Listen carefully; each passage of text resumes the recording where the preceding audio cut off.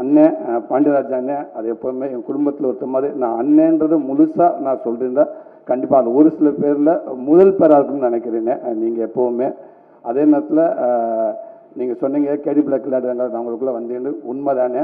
அந்த நேரத்தில் விட டக்குன்னு ஒரு சைக்கிளில் ஒரு கலர் சட்டையாக ஒருத்தர் எடுத்துக்கிட்டு போயிட்டு இருந்தாப்புல ஒரு சட்டை வந்து 70 ரூபான்னு சொன்னாங்க.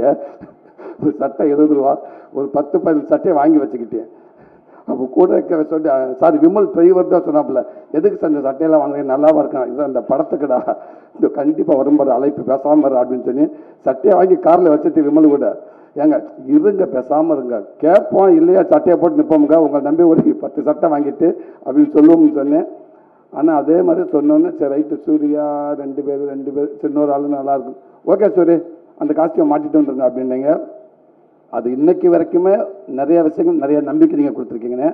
இன்றைக்கி நான் நிறைய விஷயங்கள் நான் கதை கூட ஏதாவது யோசிச்சுனா கூட எனக்கு உங்களுடைய செயல் எனக்கு ரொம்ப பிடிக்கும்னே. என்னோடய குடும்ப விஷயங்கள் நிறைய விஷயங்கள் அன்னைக்கிட்ட உங்களுக்கு சொல்லியிருக்கேன், நான் ஷேர் பண்ணியிருக்கேன். எனக்கு நிறைய விஷயங்கள் நீங்கள் சொல்லி கொடுத்துருக்கீங்க. எனக்கு நான் பிரசாந்த் கூட சொல்லுவேன் தம்பிக்கிட்ட ஏதாவது ஒரு இடத்துல வரப்போ பாண்டராஜன் ஒரு டைலாக் வைப்பார் பார்த்தியா, ஒரு சீனே இல்லாமல் ஒரு டைலாக்ல ஒரு சீன் வரும் அந்த மாதிரி எனக்கு ஒரு சில இருக்குது. நான் அடிக்கடி சொல்லுவேன் சார் இந்த இடத்துல பார்த்தியா பாண்டராஜன் டைலாக் ஒன்று வருது அந்த மாதிரி வச்சிரு தம்பி அப்படின்ட்டு.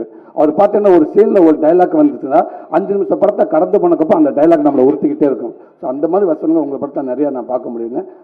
அவளோட ரெஃபரன்ஸ் எல்லாத்துக்கும் நீங்கள் இருக்கீங்கண்ணே. கண்டிப்பாக இந்த படத்துக்கு உங்கள் ரெஃபரன்ஸ் நீங்கள் இருப்பீங்கன்னு நம்புறீங்க. ரொம்ப நன்றிங்கண்ணே.